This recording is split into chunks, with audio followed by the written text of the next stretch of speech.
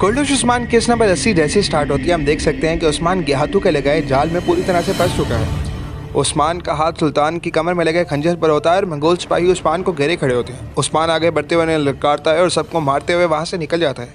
वहाँ से निकलने के बाद चबूतरे पर जैसे ही उस्मान पहुँचता है तो देखता है कि बहुत सारे मंगोल सिपाही और सल्जूकी सिपाही उस्मान को घेरे खड़े हैं। उस्मान और ललकारता हुआ आगे बढ़ता है और चबूतरे से छलांग लगाकर नीचे पहुँच जाता है। नीचे पहुंचने पर उस्मान का सामना मजीद मंगोल सिपाहियों से होता है, लेकिन यहाँ पर उस्मान के जांबाज आते हैं और उनको मारते हुए यहाँ से चले जाते हैं।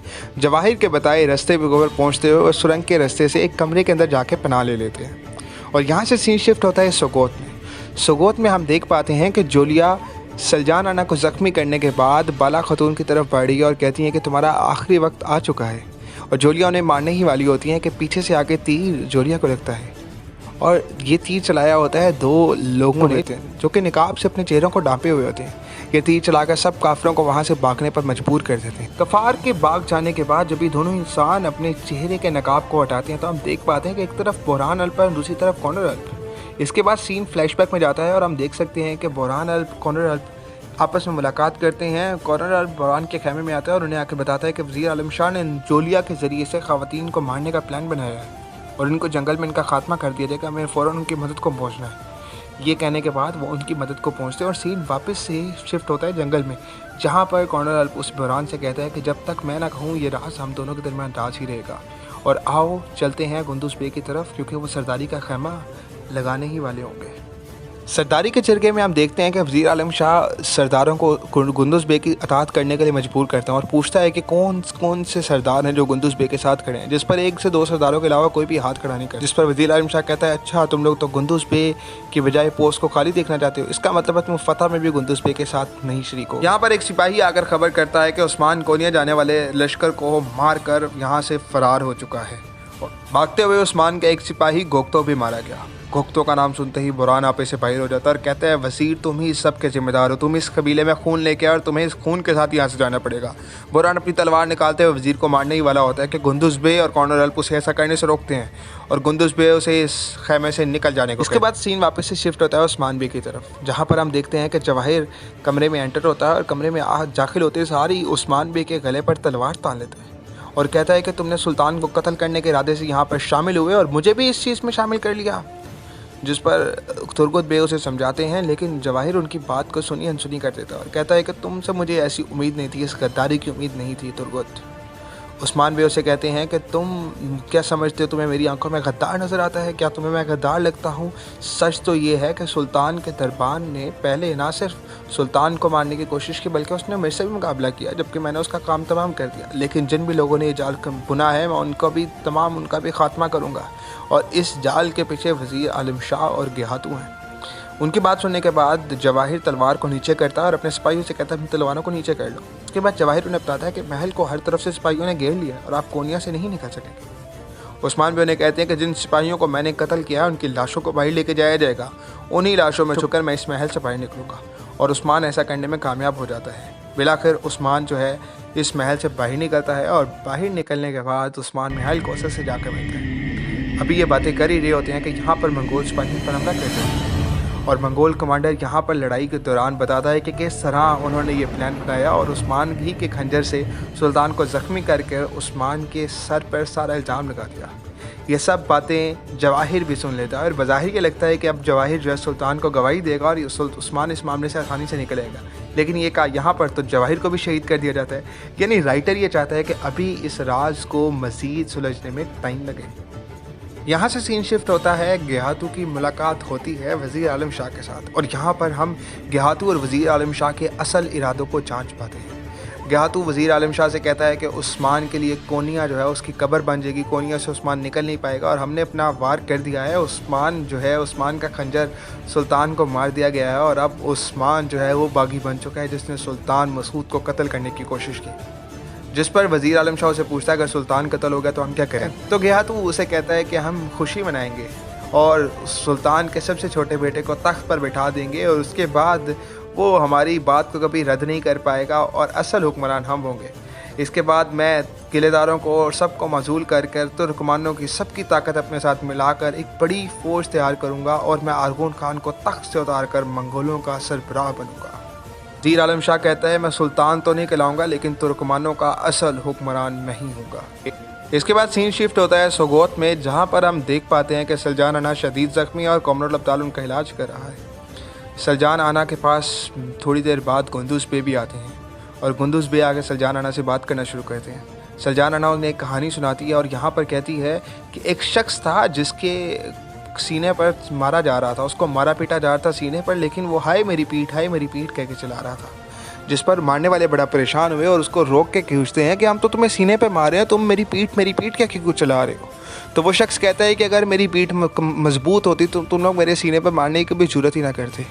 इससे वो उस गुंदुज़ बे को ये पैगाम दे रही थी कि कम अकल बेवकूफ़ इंसान, अगर तुम अपने भाई की पीठ पर नहीं खड़ी होगी तो वो उसके सीने पर ही वार करते रहेंगे। गुंदुज़ बे कहता है कि अना आप भी वज़ीर आलम शाह को इस सब का ज़िम्मेदार करार देती हैं, जिस पर सलजान आना कहती हैं जी हाँ, वज़ीर आलम शाह ही इस फसाद की जड़ है। ये सुनने के बाद गुंदुज़ बे वहीं से बाहर निकल आता है और शेख अदब अली से मिलता है और कहता है शेख मेरा सीना जल रहा है, मैंने ये कभी तो नहीं था चाह के औरतों के साथ ऐसा हो जाता, मैं तो खून खराबे से बचने के लिए उन्हें कबीले से भेजना चाहता था और जब मैं निज़ाम कायम कर लेता तो उन्हें वापस कबीले में ही आना था। इस पर शेख अदब अली उसे कहते हैं कि अगर तुमने ये जानबूझ के किया होता तो ये गद्दारी कहलाती, लेकिन तुमने ये गफलत में किया तो तुम गाफिल ठहरे हो, तुम नहीं जानते कि इस सब के पीछे वज़ीर आलम शाह है। जिस पर गुंदुज़ बे कहते हैं कि वज़ीर आलम शाह के बारे में मैं खुद गारंटी दे सकता हूँ, उनकी ऐसी कोई ख्वाहिश नहीं है, वो तो तुर्कमानों के अच्छे मुस्तकबिल के बारे में सोचते हैं। जिस पर शेख अदब अली कहते हैं कि वज़ीर आलम शाह का दिमाग इतना शैतानी है कि वह आप राह राज पर आ ही नहीं सकता। और गुंदुज़ बे से कहते हैं मुझे लगता है कि आपका हमारी बातों पर कोई असर नहीं है। गुंदुज़ बे वहाँ से निकल कर वज़ीर आलम शाह के पास जाते हैं और उसे जाकर बताते हैं। वज़ीर आलम शाह कहते हैं कि जब हम हारमान काया को फ़तह करेंगे तो ये निकोला के लिए बहुत बड़ी चोट होगी और इससे बेहतर कुछ और हो ही नहीं सकता। और यहाँ पर वज़ीर आलम शाह गुंदुज़ बे को बताते हैं कि उस्मान सुल्तान के महल में पहुँच गया और कोनिया में चला गया और सुल्तान के सामने अपने आप को पेश कर दिया, जिस पर गुंदुज़ बे शुक्र अदा करते हैं। लेकिन वो कहते हैं कि उस्मान ने सुल्तान को कत्ल करने की कोशिश की और वहाँ से फ़रार हो गया। अब उस्मान एक ऐसा बागी है कि जिसको जहाँ पर भी देखा जाएगा कत्ल कर दिया जाएगा। और वज़ीर आलम शाह गुंदुज़ बे को ख़बरदार करते हैं कि जब मैं उस्मान के साथ ऐसा कर रहा हूँ तो मेरे रास्ते में बिल्कुल मत आना, और कहते हैं कि आज रात मैं निकोला का मेहमान बनूंगा उसके किले में और कल तुम हारमान काया किला को फ़तह कर लेना। इसके बाद सीन शिफ्ट होता है गार में, जहाँ पर उस्मान बे महाल कोशस और तुर्गुत के साथ बैठे होते हैं। महाल कोशस उस्मान बे से कहते हैं देखिए हमारी किस्मत, आपके पास ना कबीला रहा और ना मेरे पास किला। जिस पर उस्मान बे उसे कहते हैं कि शायद अभी तुम्हें मेरी बात समझ ना आए कोशिश, लेकिन ये ज़मीन हमारी नहीं है, इस ज़मीन में तो हम थोड़े से वक्त के लिए आते हैं उसके बाद चले जाते हैं, सब कुछ तो अल्लाह का ही है। इसके बाद हम रात को उस्मान बे को अल्लाह ताला के आगे दुआ करते देखेंगे। मंजर बहुत मज़े का, जब आप ड्रामा देखेंगे तो आपको बहुत मज़ा आएगा। अगले रोज़ उस्मान अपने साथियों की कब्र पर जाता है, यहाँ पे गोख्तों की कब्र पर जाकर कहते हैं कि जिसने भी तुम्हारे साथ ये किया है हम उससे तुम्हारा और सब शहीदों का बदला ज़रूर लेंगे। कब्र पर हाजिर देने के बाद उस्मान सफ़ेद दाढ़ी वालों से मुलाकात करने जाता है। सीन शिफ्ट होता है और हम देख पाते हैं कि गुंदुज़ बे हारमान का किला पहुँच चुके हैं और वहाँ पर जाकर किला को कब्जे में ले लेते हैं। दूसरी तरफ जब निकोला को किला फ़तह होने की खबर मिलती है तो वो वज़ीर आलम शाह पर तलवारें ताम के खड़ा हो जाता है और यहाँ पर एंट्री होती है गेहातू की। गेहातू की एंट्री के वक्त हम देख पाते हैं कि गेहातू आकर निकोला से कहता है तुम्हें पता तुम्हारा सर अभी तक क्यों सलामत है, क्योंकि मुझे तुम्हारी ज़रूरत है। और हारमान काया तो हमारे बड़ी फ़तह का एक छोटा सा पेश खैमा है। जिस पर निकोला उनसे पूछता है कि तुम्हारी ऑफ़र क्या है, जिस पर गेहातू उसे कहता है कि मैं तुम्हें एक रियासत दूंगा और इस रियासत का अमीर तुम्हें बनाऊँ। जिस पर वज़ीर आलम शाह बोलते हुए कहता है कि क्या तुम दोबारा से रोम को यहाँ पर नहीं बनाना चाहोगे। तो निकोला कहता है हाँ क्यों नहीं, बहुत ही बेसब्री से। जिस पर वज़ीर आलम शाह कहता है अगर तुम हमारा साथ दोगे तो हम ऐसा करने में तुम्हारी मदद करेंगे और तुम्हें एक रियासत देंगे। दूसरी तरफ उस्मान और सफ़ेद दाढ़ी वालों की बात चली रही होती है और उस्मान से पूछा जाता है कि आप इस मसले से कैसे नहीं। उस्मान कहता है अब जब मैं मेरे भाई गेहातू और वज़ीर आलम शाह के साथ इत्तेहाद कर चुका है तो मुझे वाज़ेह है कि मुझे किसको साथ मिलाना है। मैं आया निकोला को साथ मिलाऊंगा, कोशिश मेरे साथ पहले ही मिल चुका है और मैं इस खित्ते से गेहातू और वज़ीर आलम शाह का नामो निशान मिटा कर रख दूँगा। मुलाकात के बाद उस्मान बे जब यहाँ से जाने वाले होते हैं तो एक सफ़ेद दाढ़ी वाले उस्मान से पूछते हैं कि तुम्हारी मंजिल क्या है। उस्मान कहता है कि ज़ुल्मा। दूसरी तरफ हम देखते हैं कि वज़ीर आलम शाह अपने साथियों से कहता है कि इस अदब अली की खानका पर लाजमी नज़र रखना, उस्मान यहाँ पर सलजान आना से मिलने ज़रूर आएगा और जब वो आएगा तो सुकोत उसकी कब्र बन जाएगी। ये खबर कॉर्नल बुरहान तक पहुँचाते हैं और कहते हैं कि फ़ौरन तुम्हें उस्मान बे से मिलकर उस्मान बे को इन सब हालात का बताना होगा। हम देख सकते हैं कि जंगल में बुरहान अल्प उस्मान बे का इंतजार करता हुआ। उस्मान बे सफ़ेद दाढ़ी वालों से मुलाकात करके जैसे ही वापस पहुंचे तो बुरहान को देखकर बहुत खुश होते हैं। दोनों मिलते हैं और बुरहान अल्प उन्हें सब बताता है कि किस तरह से गुंदुस बे ने ख़वातीन को कबीला बदर किया और किस तरह रास्ते ने जूलिया ने उन पर हमला किया, लेकिन सब ख़वातीन हैं सिवाय सलजान खातून के, और सलजान खातून शदीद ज़ख्मी है। इस पर उस्मान अपने सिपाहियों से कहता है चलो फ़ौरन से सोगोत चलो। इस पर बुरहान उन्हें रोकते हुए कहता है कि हजूर वज़ीर आलम शाह यही चाहता है और वो जानता है कि आप सोगोत जाएंगे, इस वजह से वो पहले से अपने सिपाही वहाँ पर तैनात कर। जिस पर उस्मान बे बुरहान से कहते हैं कि तुम शेख अदब अली के पास जाओ और उन्हें को सब दरवेशों को सोगोत में इकट्ठा करें, हम उसी तरह से सोगोत में दाखिल होंगे। दूसरी तरफ हम देख पाते हैं कि कुछ निकाबपोश दरवेश खानकाह में दाखिल होते हैं, जिस पर जलाली अपने कुछ सिपाहियों को वहाँ पर रोक कर वज़ीर आलम शाह को खबर करने जाता है। वज़ीर आलम शाह से कहता है कि उस्मान सोगोत में दाखिल हो चुका है और शेख अदब अली के खानकाह में चला गया है। दूसरी तरफ हम देख पाते हैं कि सलजान खातून शहीद हो गई हैं, फौत हो गई हैं और वहाँ पर उनके जनाजे की तैयारी की जाती है। जनाजे की तैयारी के लिए कुरान पाक को पढ़ा ही जा रहा होता है कि वहाँ पर वज़ीर आलम शाह हमला कर देते हैं। वज़ीर आलम शाह घुसते हैं तो दरवेश उन पर गुस्सा करते हैं कि ये क्या तरीका है, क्या तुमने मैयत की इज़्ज़त को भी फरामोश कर दिया जो इस तरह यहाँ पर दाखिल हुए। तो कहते हैं उस्मान यहाँ पर किसी भी वक्त आने वाला होगा, मैं उसको मारना चाहता हूँ, उसको पकड़ना चाहता हूँ, असल तो गुनहगार आप लोग हैं जो उस एक बागी उस्मान को पनाह दे रहे हैं। लेकिन जब वज़ीर आलम शाह उन चारों दरवेशों की नकाब हटाकर देखता है तो उनमें से कोई भी उस्मान या उसका साथी नहीं होता। दूसरी तरफ हम देख पाते हैं कि उस्मान बे और उनके जांबाज सुरंग के ज़रिए से खानकाह में आखिर, जिस पर मिहाइल कोसस कहता है मैं तो समझता था सिर्फ किला में ही खुफिया रास्ते हैं, जबकि यहाँ तो सोगोत में भी हैं।